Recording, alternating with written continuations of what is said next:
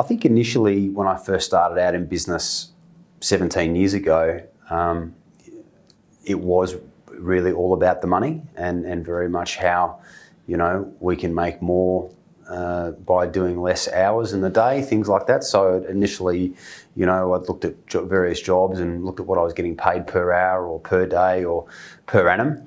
But I think as I've matured as a business person, you know, it's one good thing to obviously look at the bottom and the top lines and obviously make a good living. But it's also quite important these days to see if we can, you know, ethically do business and do something for the community as a greater good.